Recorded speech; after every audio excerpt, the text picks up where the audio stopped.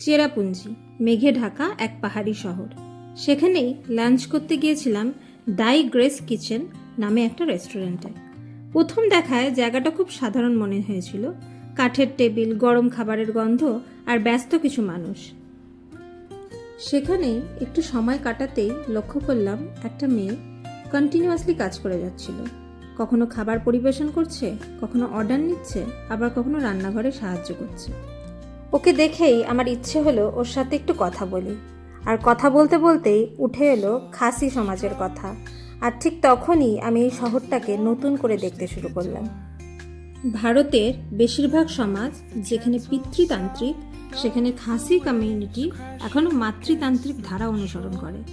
এখানে পরিবারের পরিচয় মায়ের দিক থেকে এগিয়ে যায়, সন্তান মায়ের সারনেম বহন করে। অনেক ক্ষেত্রে পরিবারের সম্পত্তির দায়িত্বও থাকে মেয়েদের হাতে, বিশেষ করে বাড়ির ছোট মেয়ের কাছে।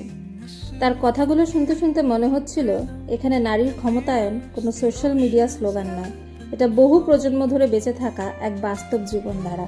সেদিন লাঞ্চ শেষ হয়ে গিয়েছিল, রেস্টুরেন্ট থেকে বেরিয়ে পাহাড়ি হাওয়া গায়ে লাগছিল, কিন্তু সেই রেস্টুরেন্টের ছোট্ট ব্যস্ততার মাঝেই আমি যেন দেখলাম একটা অন্যরকম পৃথিবী।